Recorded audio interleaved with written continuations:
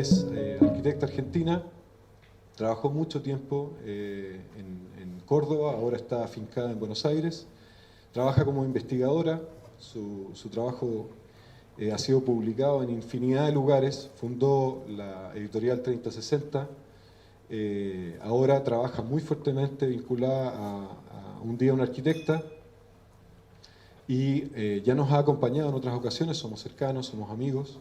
Le agradezco nuevamente que pueda estar acá. Les invito a ver todo lo que ha hecho. En internet hay mucho trabajo publicado y trabajado editorialmente, etcétera, con Inés. Su trabajo ya tiene un carácter global por la importancia que ha tomado el tema en los últimos tiempos. Y bueno, nada, los dejo con ella. Muchas gracias, Inés. Bienvenida a Talca una vez más. Hola, sí.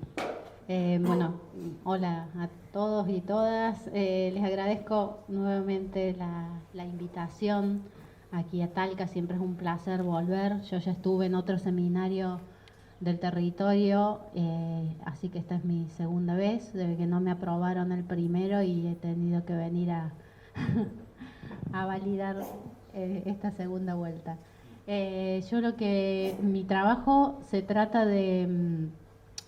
soy investigadora del CONICET, que es el Consejo Nacional de Investigaciones Científicas y Tecnológicas que hay en Argentina, que es un organismo donde postulándose uno puede trabajar full time en investigación. Somos muy poquitos los arquitectos que estamos ahí, y eso permite profundizar sobre determinados temas.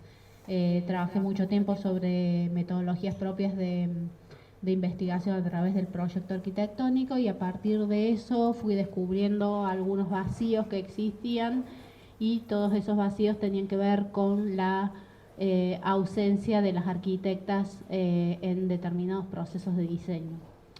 Entonces, a partir de eso y con un grupo de otras arquitectas, pensamos que podíamos trabajar mostrando en las redes, armar un proyecto para las redes, mostrando, publicando todos los días la biografía de una arquitecta. Y eso fue el inicio uno de los inicios del blog de Un Día una Arquitecta. Otro fue que cuando iba a los congresos, incluso uno de los que vine fue el seminario del territorio al detalle, había muy poca presencia de mujeres en estos eventos, que siempre lo he comentado me encargo de comentarlo con cada uno de los organizadores, y el primero como que estuvo abierto fue Germán en aquel momento, que me dijo, bueno, ¿por qué no armas una lista de arquitectas? Así podemos ir invitando. Y esas primeras listas que empecé a hacer para quienes organizaban eventos, después se transformó un poco en la base de los listados de las arquitectas que empezamos a publicar en el primer año, en 2015, de este sitio. Bueno, la historia de la arquitectura ha contado de manera muy diferente la producción de las arquitectas de los arquitectos, ¿no? Y ha omitido su presencia o ha desvalorizado sus aportes. Hay casos que son como bastante paradigmáticos, como que es el pabellón de Barcelona, que todos decimos Mies van der Rohe, que en realidad tiene una coautora que es Lili Reich. Esto ya incluso está, ya lo han reconocido la propia gente del pabellón de Barcelona, y hace un mes atrás la ha incorporado a ella en su página web como coautora, si entran a la página. Es notable porque si ustedes se fijan, la obra anterior de Mies van der Rohe, anterior a trabajar con Lili Reich, hacía unas casas bastante burguesas, pintoresquistas, techos inclinados, de estilo, etc. Y ella, mientras tanto, antes estaba trabajando organizando exposiciones, ¿no? O sea que no es casualidad que este pabellón de exposiciones haya cambiado la forma de hacer la arquitectura de de Mies van der Rohe. No solamente eso, sino que estos grandes planos de materiales que son característicos del pabellón, ella ya los usaba porque era la forma en la que podía exhibir los productos de la industria alemana, es decir, estas grandes exposiciones en las que ella trabajaba, que incluso hizo en Estados Unidos, en toda Europa, eran exposiciones para mostrar el potencial de la industria alemana. Entonces los grandes paños de vidrio, los grandes paños de terciopelo, etcétera, ya aparecen en las obras de Lili Reich antes de que aparezcan en las obras de Mies van der Rohe. De hecho, esta confusión de que ellos tenían los estudios separados, pero trabajaban asociados, ¿no? Y cuando estalla la guerra, Mies van der Rohe se va a Estados Unidos y la deja a ella a cargo del estudio, y no solamente a cargo del estudio, sino a cargo de su ex mujer y de sus hijos. Y ella le escribe cartas reclamando que envíe dinero para, bueno, no era el sitio más lindo para quedarse en Berlín en plena Segunda Guerra Mundial. Y ella, para salvar el archivo de Mies, alquila una granja y se lleva todo, y hoy nos llega el archivo, el primer archivo de las primeras obras de Mies van der Rohe, gracias a que ella trasladó todo a una granja. Hoy todos esos archivos están en el MoMA, y al principio el MoMA juntó los archivos de ella con los archivos de Mies y los catalogó todos como si fueran de Mies van der Rohe. Y en la actualidad están recatalogando porque han entendido que son archivos de dos personas diferentes, ¿no? Que hay producción que se puede diferenciar y que están reconociendo también en el MoMA. Otra obra paradigmática de la arquitectura moderna, ¿no? Que la Casa Schroeder de Gary Ridwell, es quizás una de las primeras obras del movimiento moderno que tiene este espacio que fluye, este espacio, digamos, que está todo conectado, y lo que no se menciona o se menciona de una manera como particular es la participación de Trude Schroeder-Schader, que le da nombre a la casa porque muchos dicen que era la clienta o la amante de Ridwell. Sin embargo, ellos fueron socios durante muchos años. Ahí abajo está el afiche donde ellos publicitaban los servicios del estudio, están los dos. La dirección del estudio es la Casa Schroeder. Ella financiaba las obras. Gary Ridwell, antes de hacer esta casa, no había construido arquitectura, ella tampoco, o sea que fue como un experimento donde se lanzaron los dos. Están los diarios de ella donde va explorando todo lo que es la vivienda moderna y tiene recortes sobre las nuevas cocinas, dice cómo quiere vivir con sus hijos en este espacio, quiere poder verlos a los hijos, es decir, la planta alta de la casa es esta planta de espacio muy, muy conectado, y tiene que ver con las ideas que tenía ella de cómo quería criar a sus hijos. Y no solamente tienen esta obra, sino que tienen muchas obras más juntos, en colaboración. Otras obras, bueno, el caso de la Villa Mairea de Alvar Aalto, que tiene una socia, Aino Marcio. Todas las primeras obras de Alvar Aalto las hacen, juntos, las firman juntos, Estudio Alto, que era el estudio formado por ellos dos, pero los historiadores entienden que es él el que hace todo. Sin embargo, por ejemplo, ahora están los relatos, las investigaciones de la gente que trabajó en el estudio, lo que cuentan los hijos de ellos, que es tremendo, porque Alvar Aalto era un tipo bastante, bueno, muy creativo, pero también era alcohólico, no tenía capacidad para tratar con los clientes, se peleaba con los clientes. Entonces también había todo un trabajo que hacía ella que digamos, de hecho, la dueña de la casa esta, Mayre Gulichen, es amiga de ella. Y incluso también ocurre lo mismo que con Rietveld y Schroeder. En su momento las publicaciones publican la obra en coautoría, y después los libros posteriores van eliminando a las arquitectas. Acá para Mauricio, que es fan de Louise Kahn, pero bueno, y que tenía una socia que era Antin. Antin tenía una cabeza matemática infernal, era muy amiga de Buckminster Fuller, que es otro arquitecto del momento que hacía este tipo de estructuras. Buckminster Fuller la admiraba a Antin. Y en este caso, en realidad no es Louise Kahn más Antin, sino que estas estructuras ella se quedaba fuera de hora explorando en estos proyectos experimentales, cuando terminaba el estudio. Pero después, acá tenemos cuando Louise Kahn hace una muestra en el MoMA, presenta estos proyectos con el nombre de él solo. Ella llama al MoMA para preguntar por qué no le había llegado la invitación para la apertura de la muestra, y le dicen en el MoMA porque usted no está en el catálogo.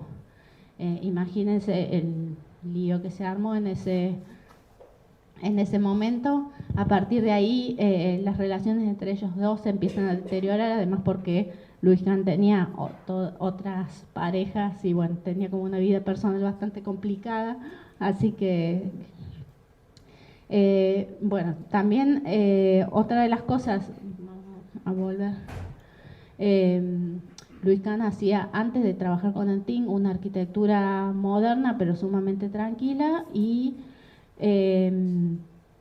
Antin queda embarazada, Louise Kahn era casado, entonces la envía a Roma para que no se arme un escándalo, y Antin decide, para aprovechar, estudiar con Pierluigi Nervi, estudiar cómo se utilizaba el hormigón. Entonces, ahí tenemos, y cuando vuelve, empiezan a aparecer estas obras de Louise Kahn de una materialidad del hormigón, de la geometría, que forman parte de esa etapa de su trabajo.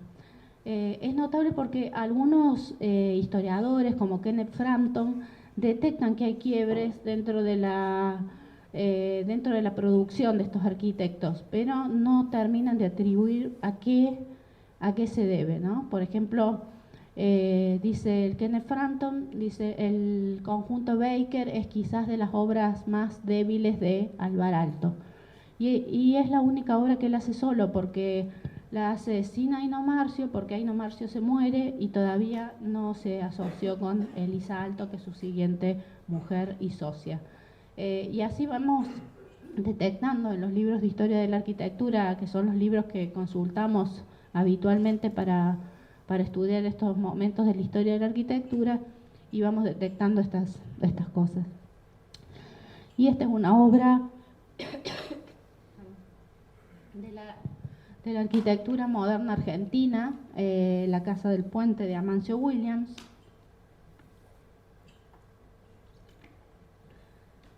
Hoy sumamente deteriorada, que trabajaba con su socia Delfina Gálvez de Williams. De eso también hay montones de pistas y de rastros que trabajaban en conjunto. Están los carteles de obra, las primeras publicaciones que salen en las revistas argentinas de los años 40, etcétera. Aparecen ellos dos, y después todos van atribuyendo la obra solamente a Amancio Williams. Así que un poco la base de la investigación esta era entender dónde están las mujeres en la arquitectura, qué había pasado con ellas, cómo habían ido desapareciendo. Bueno, ahí abajo vemos, esa es la planilla del Colegio de Arquitectos cuando uno quiere anotar una obra. Y acompañamos con una serie de frases que le llamamos el top 5, pero en realidad después hicimos un top 10 y ahora tenemos un top infinito porque seguimos encontrando de este tipo de cosas. Y este es Benito Mussolini, que en 1932 dice: la mujer debe obedecer, la mujer es analítica, no sintética. ¿Acaso ha hecho arquitectura en todos estos siglos? Dile que construya una cabaña, no digo un templo, no puede. Es ajena a la arquitectura, que es la síntesis de todas las artes, y esto es un símbolo de su destino. Está presente esta, además de que, bueno, que es Benito Mussolini, que se va a hacer, está presente esta idea de que la mujer no ha tenido participación en el mundo de la arquitectura. Y sin embargo, si empezamos a estudiar, empieza a aparecer que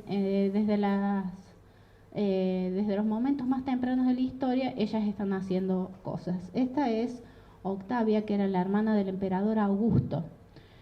Una mujer que también fue la esposa de Marco Antonio, que después se fue con Cleopatra, bueno, la historia como más conocida. Entonces, la historia la muestra como una mujer que fue abandonada por su marido, hace como hincapié en estas particularidades. Sin embargo, ella era una mujer que tenía una formación cultural increíble, que tenía un círculo de escritores, de filósofos, de poetas y de arquitectos. Vitruvio le agradece en la introducción de su Tratado de la Arquitectura, porque le dice que ella ha financiado o que le ha hecho un aporte para que él pueda dedicarse a escribir su tratado. Y también sabemos que financió la Eneida de Virgilio, es decir, que está presente fomentando la cultura en las grandes obras del momento. Octavia, en el siglo I a.C., construye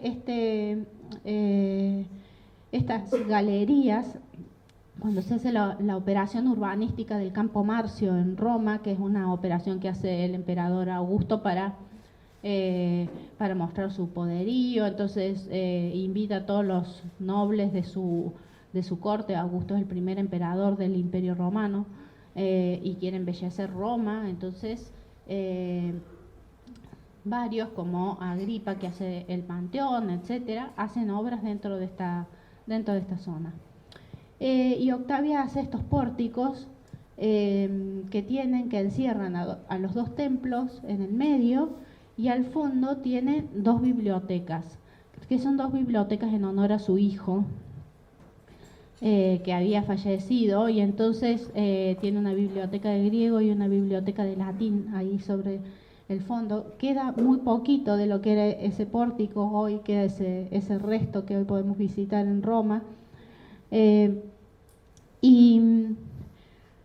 Bueno, y todo el pórtico estaba lleno de obras de arte. También tenía esta idea de: vamos a brindar este espacio para la ciudadanía, para que se protejan del calor de Roma, para que puedan disfrutar de las obras de arte, que además eran obras de arte relacionadas a las mujeres romanas.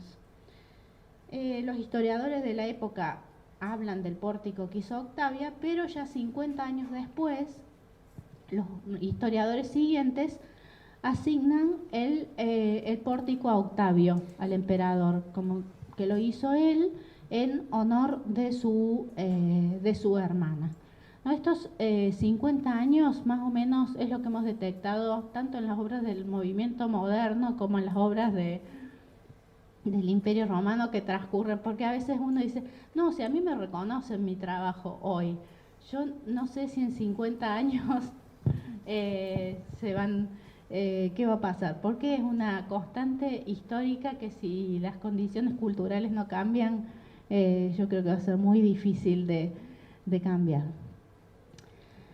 Aparecen otras referencias de mujeres en la historia de la arquitectura. Por ejemplo, se hace un concurso para la linterna del Duomo de Florencia, Y se sabe que participaron cinco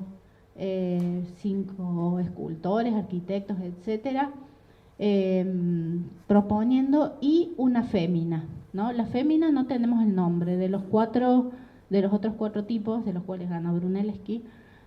Sí sabemos quiénes son, pero dice el anónimo fiorentino que es una fémina. Y así encontramos a otras que construyen, por ejemplo, Catherine Brissonnet, que construye el castillo de Chenonceau en el Loire, una obra que es Patrimonio de la Humanidad, es la obra más visitada del Patrimonio de la Humanidad de Francia en estos momentos. Cuando el marido se va a la guerra, y esto pasaba muchas veces con muchas otras nobles, cuento esta en particular, pero se iban y ellas quedaban a cargo de estas propiedades y se dedicaban a construir los castillos, a ampliarlos, a mantenerlos.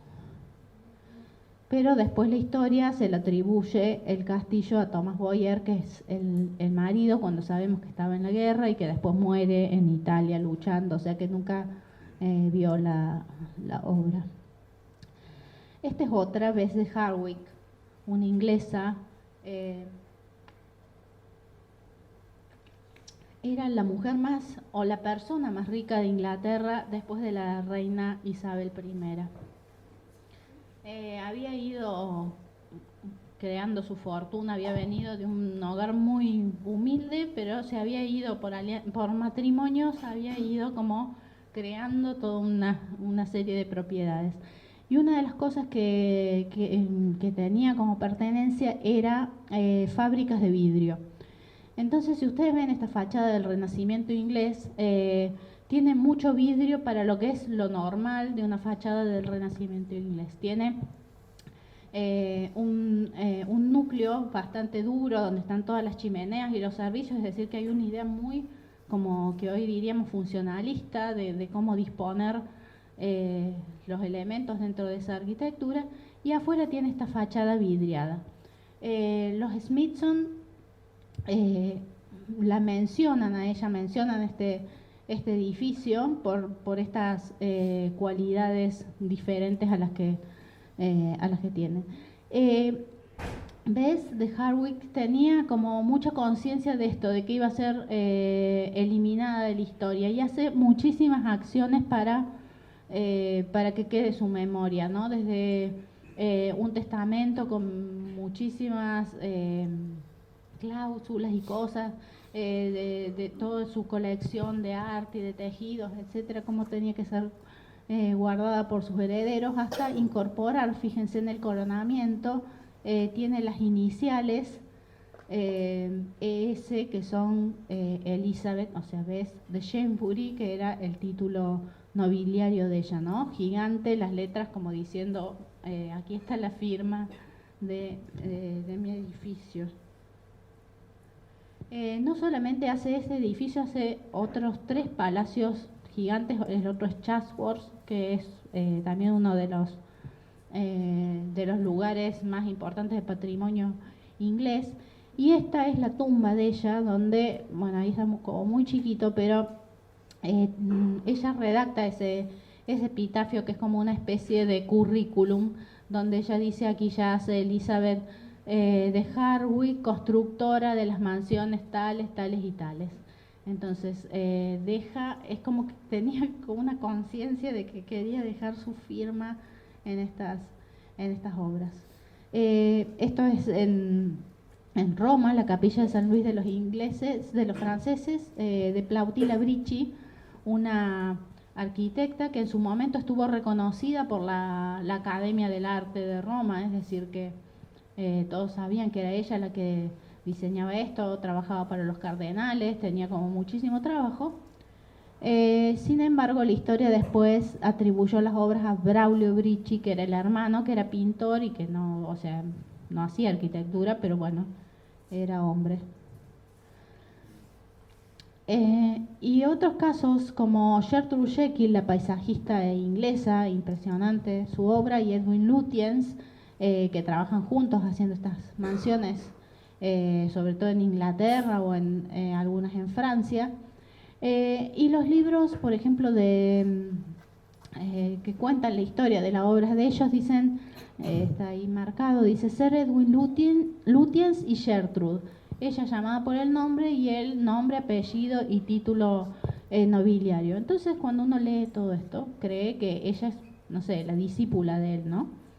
Indagando un poco más en la historia, encontramos que ella tenía 50 años cuando lo contrata a él, que estaba recién recibido. Ella ya tenía muchísimas obras, había escrito muchos tratados de paisajismo y bueno, y las primeras obras de él, los primeros clientes de él se los consigue ella.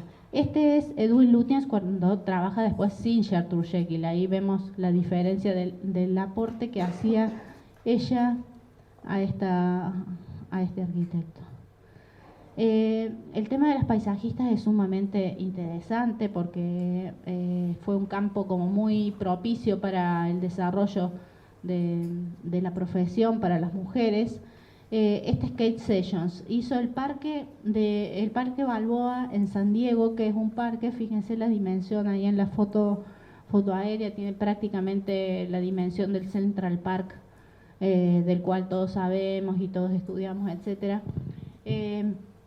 Ella empieza con una cosa muy pequeña que es construir, le hace un canje al municipio, construye un invernadero para poder cultivar sus plantas, porque ella aclimataba especies nativas, etcétera, y a cambio iba parquizando una zona de la ciudad y iba arbolando las calles de San Diego.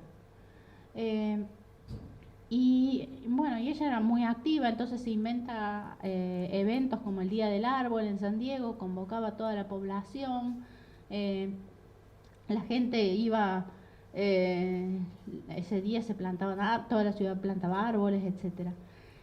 Lo notable cuando leemos los libros que hablan de ella es que la define como una horticultora y una agricultora. Mientras que si vemos, por ejemplo, un personaje como Burle Marx, que hizo básicamente lo mismo, parques urbanos, aclimató especies, tenía una formación autodidacta, es decir, hay muchos paralelismos en todo lo que es las biografías de ellos dos. Burle Marx es un arquitecto paisajista, ella es una horticultora.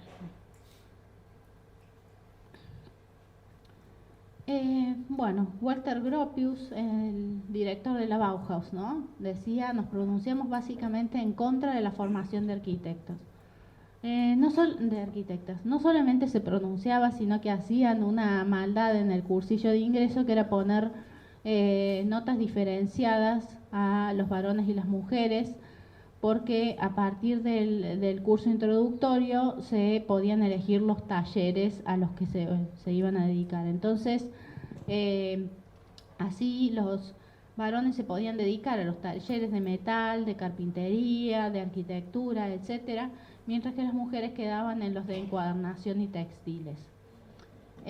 Lo notable es que, o sea, uno puede decir, bueno, era el espíritu de la época, etcétera. No, realmente no, porque ya en esa época la República de Weimar decía que la educación tenía que ser abierta para las mujeres. Lo que pasa es que cuando abrieron la Bauhaus se les llenó de mujeres, entonces quisieron, bueno, equilibrar y además como segregar qué actividad le tocaba a cada uno. Lo notable, bueno, los talleres de metal y de madera consumían más material, ¿no? Esa era como una de las preocupaciones que tenía. Mientras que las otras, con los hilitos, los papelitos, bueno, listo, que hicieran eso. Y finalmente fueron las mujeres, las del taller de textiles, las que terminaron financiando la Bauhaus. Es decir, que ellas buscaron como los recursos a partir de este trabajo con las industrias textiles del lugar. Y esta era la forma en la que se estudiaba, ¿no? Se estudiaba arquitectura, la École des Beaux-Arts. Si vemos todo el paisaje masculino que había, no había mujeres. Fíjense arriba, un detalle de buen gusto que era como propicio para que las mujeres entraran en estos espacios. Y las mujeres empiezan hacia fines del siglo XIX a intentar entrar en las escuelas de arquitectura. Algunas son rechazadas, como Emily Winkelmann, que finalmente obtiene un permiso especial, es decir, podían cursar pero no les daban el título. Y esta es la primera arquitecta de la historia. Mary Page se recibe en Estados Unidos en la Universidad de Illinois en 1878 y esta es una de las casas que hace, ¿no? Y es interesante ver cómo se fue dando esta aparición de las arquitectas, cómo fueron entrando dentro de las escuelas de arquitectura, porque hay un paralelismo interesante entre el acceso a los derechos políticos de las mujeres y el ingreso a las escuelas, el acceso a la educación, ¿no? Son cosas que van juntas, derechos políticos y acceso a la educación se van dando bastante en paralelo. La primera europea es en Finlandia, Noruega, los países nórdicos, Serbia.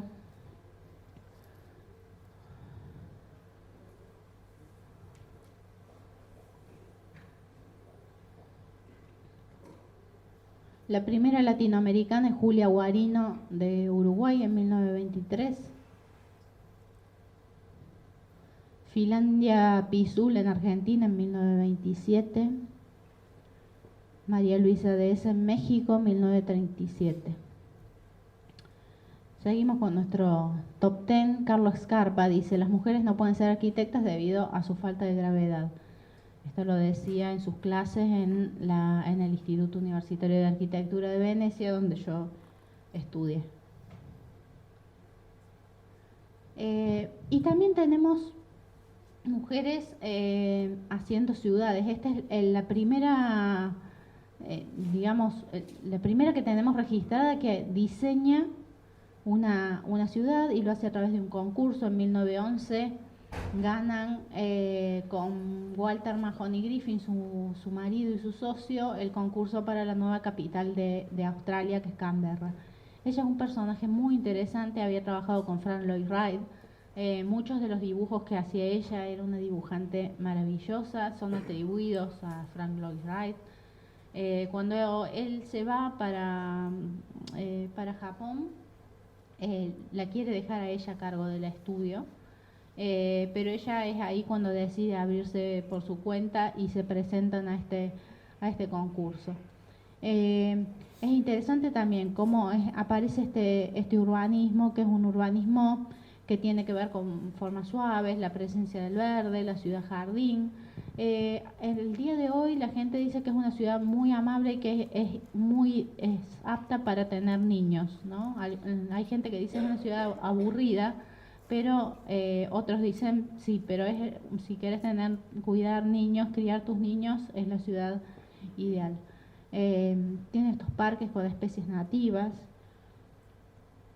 Y ella también desapareció de la historia hasta que ahora en el 2011 se cumplieron los 100 años del concurso y fue reconocida.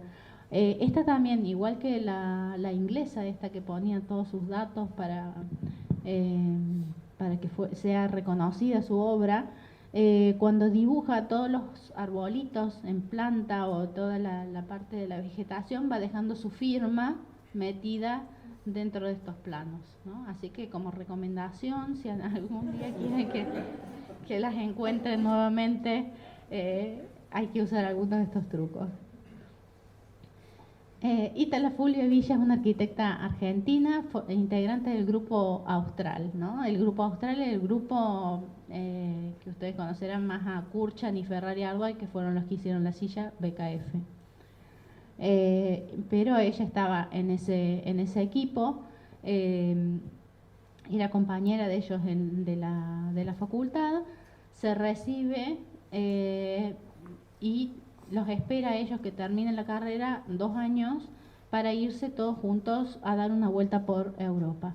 Allí contactan a Le Corbusier y Curchan y Ferrari-Godoy se quedan en París elaborando el plan para Buenos Aires con Le Corbusier, mientras que ella vuelve a Buenos Aires y hace toda la documentación y el registro para que se pueda hacer el plan.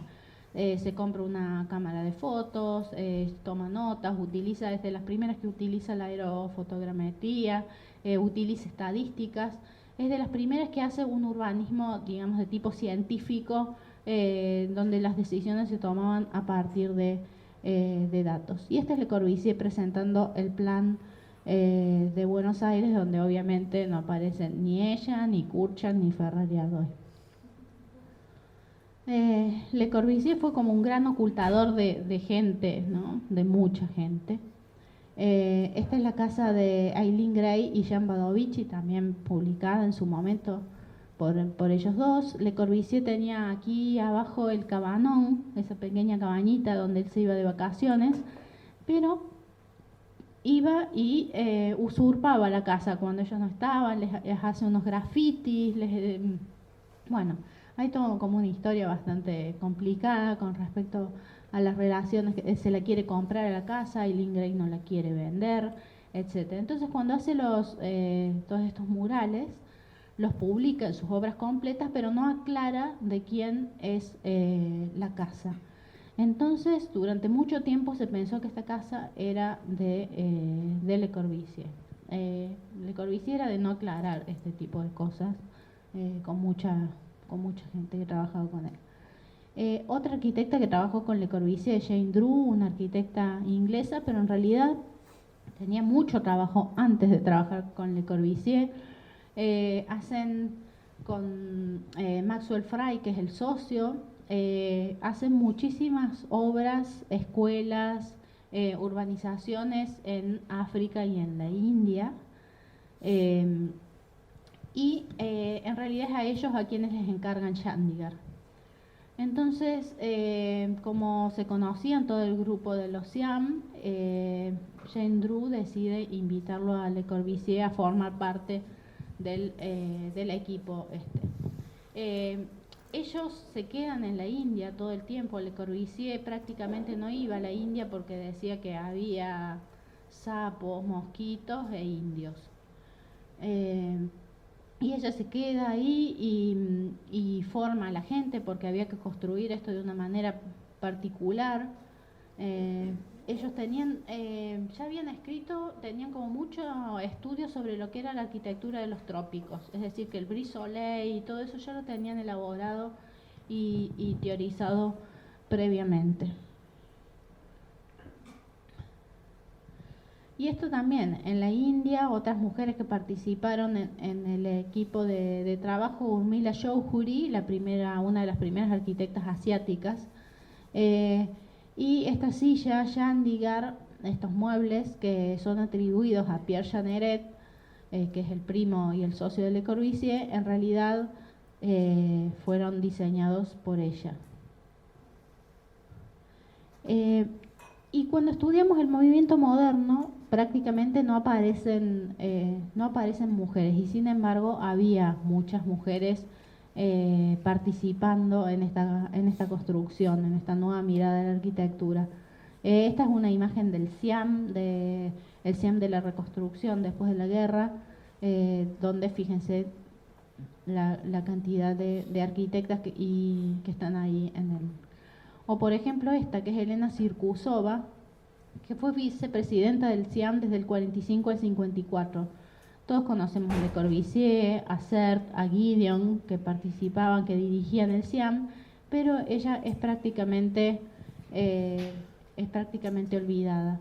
Cuando vemos cómo estaban conformadas las comisiones de trabajo de los Siam, porque se repartían, digamos, temáticas para ir elaborando, Elena Sirkusova trabajaba sobre el tema de la vivienda, era la que sistematizaba todo el contenido sobre la vivienda, mientras que Le Corbusier y Gideon estaban en las comisiones de contacto con los políticos, bueno, en la parte más como del lobby. Es decir, que había toda una producción de contenidos que estaba haciendo ella, que además construyó muchas viviendas en Polonia, entonces tenía una experiencia sobre el tema. Y también trabajó después de la guerra en la reconstrucción de las ciudades destruidas por la guerra, con lo cual toma una decisión que es reconstruir las ciudades tal cual, no hacerlas con, digamos, con un lenguaje moderno, sino que se reconstruye lo más fielmente posible la ciudad, y eso genera también como una especie de crisis, pero ella valoró en ese momento el volver a brindar digamos, esta identidad que había sido destruida. Y otras arquitectas también vinculadas a Le Corbusier, como Charlotte Perriand, que es la que diseña básicamente todos los muebles, ¿no? Muchos decimos el sillón Le Corbusier, que se vende, se comercializa como LC, y sin embargo son muebles diseñados por ella. En algún lado ella cuenta que llegó como digamos, a un convenio con Le Corbusier de que le pusieran también el nombre de Le Corbusier porque tenía así más marketing, ¿no? Que podía llegar más. Pero la que conocía cómo trabajar el caño de bicicleta, curvarlo, etcétera, toda la tecnología y todas estas cosas, incluso ella resuelve muchísimos de los interiores de las obras de Le Corbusier. Lo que pasaba con muchos arquitectos del movimiento moderno era que modificaban los edificios, modificaban el espacio, pero le faltaba esa comprensión de cómo era en lo cotidiano, cómo se podía transformar digamos, el hábitat. Y cuando Charlotte Perriand va a ofrecerle sus diseños a Le Corbusier, Le Corbusier le dice: acá no se bordan almohadones, aunque después recapacita y obviamente terminan trabajando juntos. Digamos que estudiando cuáles son los muebles que diseñó Le Corbusier, hasta el momento que podemos certificar que diseñó Le Corbusier son los banquitos estos del Cabanon. Otras mujeres también hicieron aportes dentro del campo urbano en cosas que digamos que no aparecían en el urbanismo tradicional, ¿no? Después de la guerra quedan grandes huecos en las ciudades europeas y hay una serie de mujeres que empiezan a proponer cómo utilizar esos espacios y proponer el uso de esos espacios para los niños, ¿no? Digamos, el urbanismo hasta ese momento no tenía espacios para este usuario. Era un usuario que no estaba considerado dentro del urbanismo tradicional. No hay juegos de niños hasta que no aparecen las arquitectas diseñando espacio público, básicamente. En este momento ellas ya no solo que acceden a los derechos políticos, sino que empiezan a trabajar en oficinas estatales. Entonces tienen la posibilidad de hacer este tipo de propuestas. Estas plazas de Ámsterdam, en general las conocemos como que son de Aldo van Eyck, pero la que hizo la propuesta general para el plan de gestión de cómo iba a ser este urbanismo de abajo hacia arriba, donde los vecinos detectaban los vacíos y proponían qué se podía hacer en esos vacíos, es Jacoba Mulder, que es una urbanista holandesa que había trabajado con Van Esteren, etcétera, con los urbanistas más reconocidos de los Países Bajos. Este es Van Eyck. Y estas son las publicidades, ¿no? Por ejemplo, volviendo al tema de las sillas, la silla esta, la lounge chair, dice diseñada por Charles Eames. Cuando en realidad la que diseñaba y la que trabajaba con los materiales y la parte, porque era diseñador industrial, era Ray, que la estamos viendo ahí. Cuando a él lo reconocen como el arquitecto o el diseñador más importante del siglo XX, le dan el premio a él y a ella le dan un ramo de flores, ¿no? Entonces vamos viendo que cómo se va diferenciando cuando estaban trabajando en equipo. Y otras también, como el juego de terraza para Vittorio Bonacina de Franca Gel, una diseñadora italiana, atribuido a Franco Albini. Después tiene que ir Franca a solicitar que le cambien a la empresa, que le empiecen a comercializar con su nombre, y finalmente se lo cambian. Acá está la segunda socia que decíamos de Alvaralto, Elisa Alto, que trabaja. Ella es más joven que él, pero es la etapa en la que la obra de Alvaralto se internacionaliza, ¿no? Y eso no es una casualidad, porque ella era la que hablaba muchísimos idiomas, entonces iba a la Maison Carré, iba y se instalaba en Francia y llevaba la obra, o la iglesia de Riola, que estaba en Italia, iba.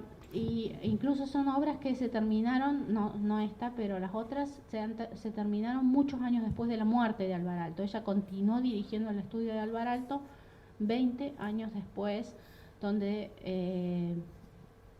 terminó completo y desarrolló las cosas que tenían los proyectos. O por ejemplo esta, la socia de Oscar Niemeyer, que es su hija, Ana María Niemeyer, con la que también diseñaban muebles. Bueno, tienen toda una línea de muebles que son atribuidas solamente hoy a Oscar Niemeyer, e incluso, no sé, hay una muestra del Pompidou que hubo hace poco, también pusieron solamente a Oscar Niemeyer. Y algunas de las pioneras. Esta es una de las primeras que construye. Este es el edificio de la mujer de la exposición de Chicago, Sofía Hayden, que era una chilena que se fue a Estados Unidos y ahí se formó como arquitecta en el MIT.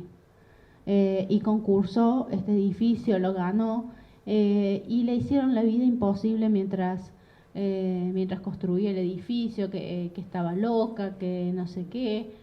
Y una vez terminado el edificio, que fue el único que demolieron de toda la exposición, ella terminó abandonando la arquitectura. Bueno, voy a saltearme algunas. Gaia Aulenti, de las primeras que también que acceden a las obras a través de los concursos, ¿no? Los concursos son como muy importantes porque, dado el anonimato, eso les permitió acceder a las obras, a las arquitectas. Entonces, cuando Gaia Aulenti gana el Museo d'Orsay en París, llaman al estudio, atiende ella y le dicen que por favor le comunicara con el arquitecto. y bueno, ¿no? Esto se da por supuesto que... en 1976, no hace tanto, la Unión Internacional de Arquitectos no admitía mujeres. Entonces, este grupo de arquitectas, entre las que está, no sé, Ana Bofil, Antin, etcétera, se juntan y hacen la Unión Internacional de Mujeres en la Arquitectura. Avanzamos con nuestro top 5. Y esto, Patrick Schumacher, todavía no estaba tibia en la tumba de Zaha, y dice él: yo soy mucho más autor de la obra de lo que ella es. O en los libros de historia de la arquitectura, por ejemplo, no es que sea un libro buenísimo, pero lo muestra como bastante visualmente al tema, es de Charles Jenks, el libro, donde cataloga todos los arquitectos que hay dentro de 1960 a 1980. Fíjense, todas esas palabritas son nombres de arquitectos, y nombra a solamente 2 arquitectas en medio de todo esto, que son Gaia Aulenti y Diana Agrest, y omite al menos 3, que es porque nombra a los socios, pero no las nombra a ellas.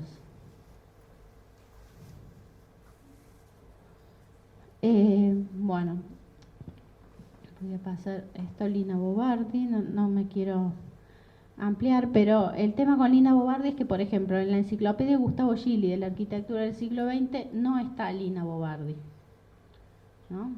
Creo que tiene 4 biografías de arquitectas, entre las cuales Lina Bobardi no está.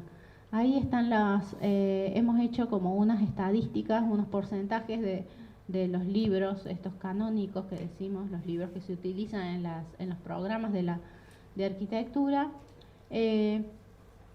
donde bueno, ahí tenemos los porcentajes: 0,5% de mujeres, 0,5% de equipos mixtos y 99% de varones.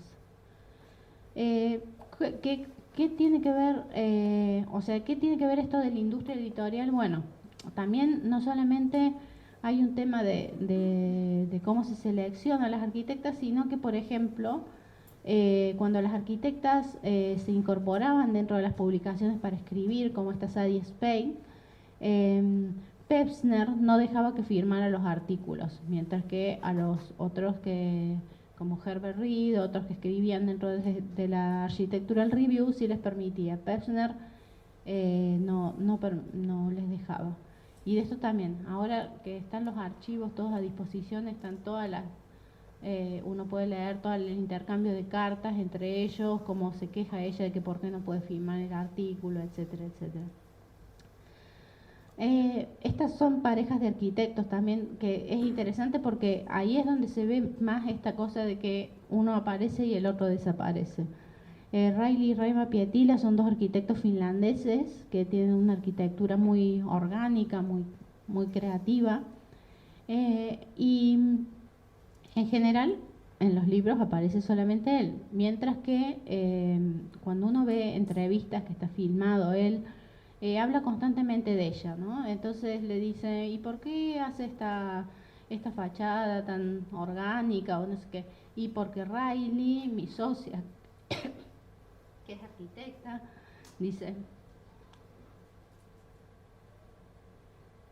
Riley, que es arquitecta, había nacido en los fiordos, entonces no sé qué es más.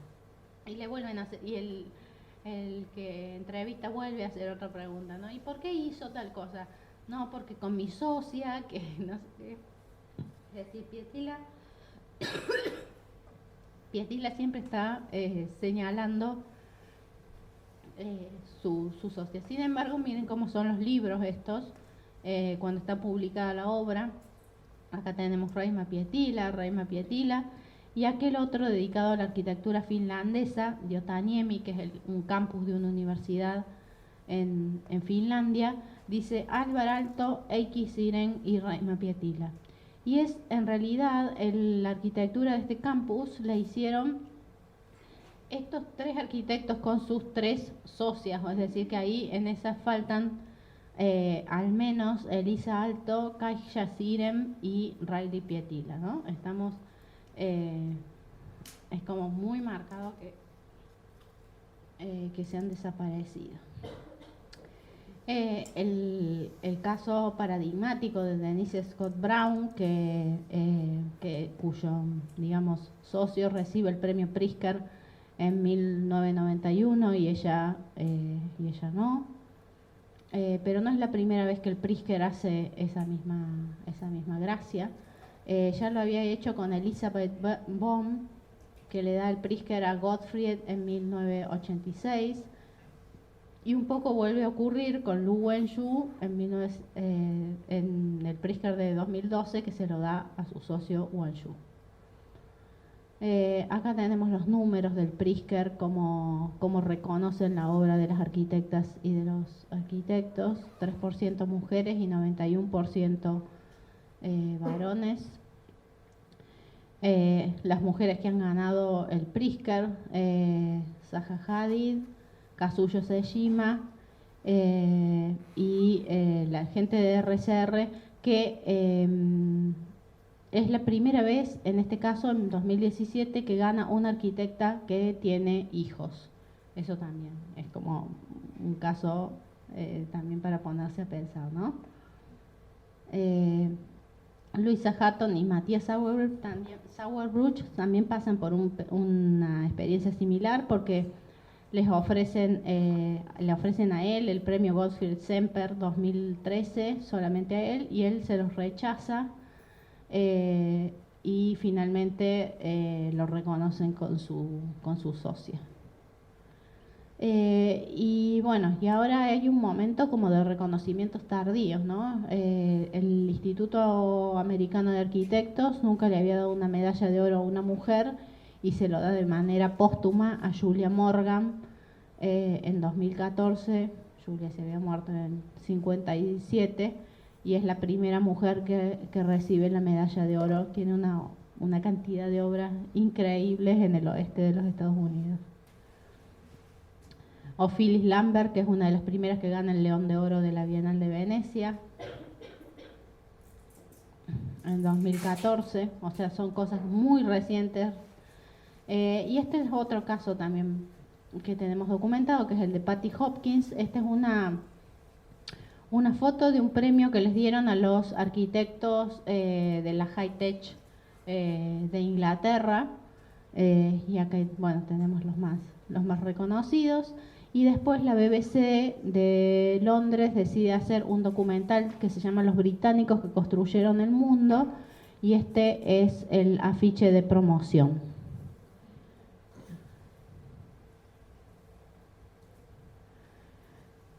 Bueno, y después estos eventos donde las mujeres no son invitadas o no tienen voz para decir lo que piensan sobre la arquitectura. Esta es la apertura de la Bienal de Venecia de 2016, que además tenía como un lema de no sé qué, de lo inclusivo, de no sé cómo era. Y bueno, y aquí tenemos, ¿no? Todos hombres blancos, prácticamente de un mismo sector del planeta, etc. Y el bonus track lo trae Santiago Calatrava, que mientras les preguntaban qué opinaba de que las mujeres ganábamos en el campo de la arquitectura un 20, un 30% menos que los hombres, Calatrava dijo: las mujeres son la sal de la vida, le dan sabor, dice, ya esperen que ya les va a llegar el momento, mientras dibujaba esas mujeres desnudas en la pantalla.